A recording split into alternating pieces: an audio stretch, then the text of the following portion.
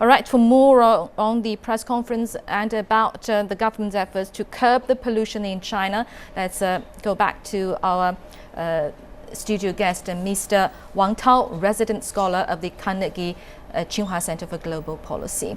The press conference has just concluded, and on the conference, Vice Premier Wu said that the government ministry is still assessing the work of 2013. However, he released some information. For instance, among the 74 cities in China investigated,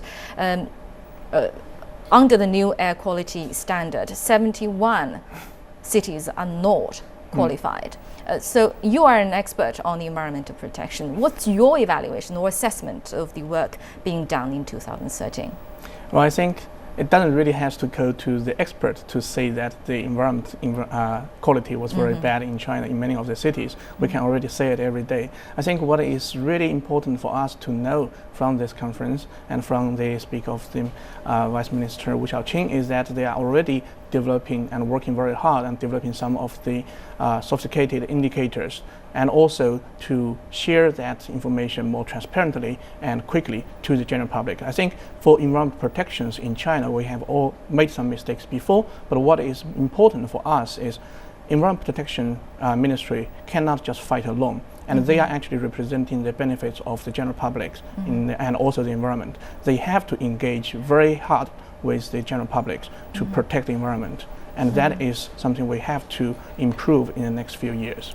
Right, and talking about the challenges with plans and measures being laid out, how the implementation is actually the most important part, especially by the local governments. Then how should local governments both maintain the level of economic development and environmental protection?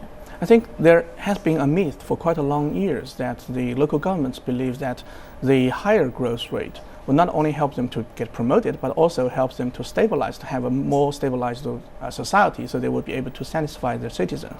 But what we have seen for the last few years is that some of the GDP pursuit is not all good. And it's actually causing more instabilities and social unrest and causing problems at the local level as well as the national level. So the local governments has to be very careful about their future economic and investment decisions, what they are inviting to invest and what they are going to expand in terms of industrialization, and what would be the environmental and social implications for those decisions. And I think having said that, we also have to see the change from the central government in terms of how they're evaluating the performance of local officials. We have seen so many local officials being promoted because their GDP growth is good, but they have never been punished because of the environmental degradations that the projects they have invested during their term ruling that city or town or etc. So we have to bring that into their considerations and help them account for it.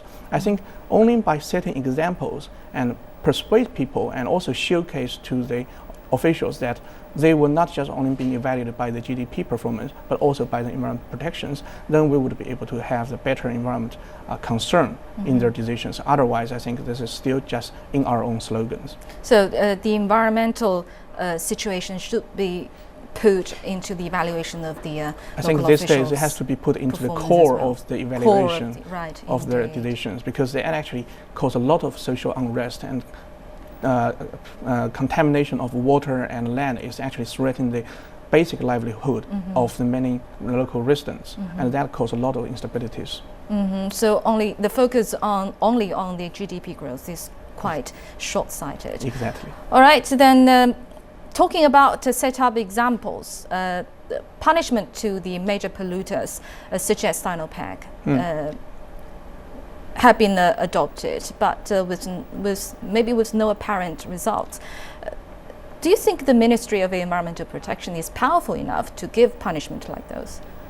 The Ministry of Environmental Protection has always said themselves is very weak. They remain one of the weakest the ministries among all the others, and they always feel like that they will be compromised, their decisions or targets being compromised. I think that's also very true when we go to the local level, when you have the local environment protection agencies short of staff sometimes, but also they may also lack of resources And also, even in some cases, they were being held account. They were actually their salaries are coming from the local government, so they actually would not be able to dare to speak otherwise to their decision makings in the local government that would, for example, deter their investment or affect their local growth. So I think that is something we really have to put back, make them more independent, more powerful in terms of decision, because that is something they have to do, safeguard the environment and or the health of the general public. And that is more important, far more important than the GDP growth and the development. I mean, the only economic development is not a real development. Then, being said all that, what do you think is the biggest challenge facing China in dealing with the environmental pollution? I think the biggest challenge now in environment protections is to break down the vested interest. We have already seen the President Xi Jinping established the leading group on comprehensive and deepening the reform, and that is exactly trying to restructure the institutions of the governance and bring down some of the barriers being set by the vested interest. We have to put environmental protections as well as other social priorities back to the agenda of our decisions, not only just about economics. And we have to make the decision makings in those cases much more open and transparent, not only just reflecting a certain small groups. Right, and the government efforts is surely very important, but individuals are not irresponsible, actually. No, not at all. So we are actually responsible. Then what could the individuals do to improve the air quality, to improve the environment situation? I think you're exactly right. I mean, this is exactly the same we're facing. All the consumptions by the consumers, by the general public, is the final reason that we have all the heavy industries, we have all these plants to producing goods or generating power or providing all the other things that we need. So I think the fundamental reason we have such a strong industry is also because people want to consume them. But whether we should consume that much, whether we are consuming more reasonably and responsibly, that is another question.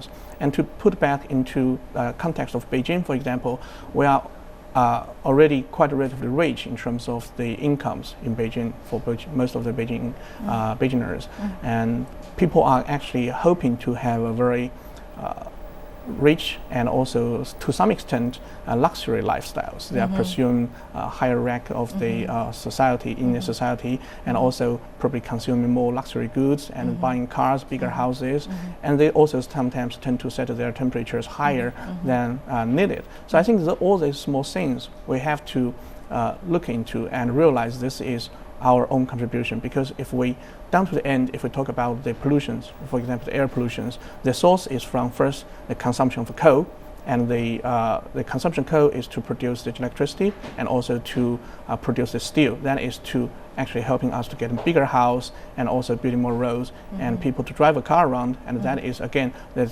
largest emissions of the air pollution. Right. So we have to make our own change to make that much more environmental friendly. For example, for general public in Beijing, taking the public transportation as much as we could, and also turn down some of the, for example, thermometers in our rooms. For example, now it's winter, but it's a warm winter. We don't really have to have very high temperature in our room, and also try to use less, buying less, and that all helps to protect our environment. Right, I agree with you. A lot of things that we can do as individuals to improve the environmental quality indeed. And talking about the cars, that we should, of course, use less and less cars, especially by individuals. But public transport do have some its own problems in the city as well, and that will be another subject, of course.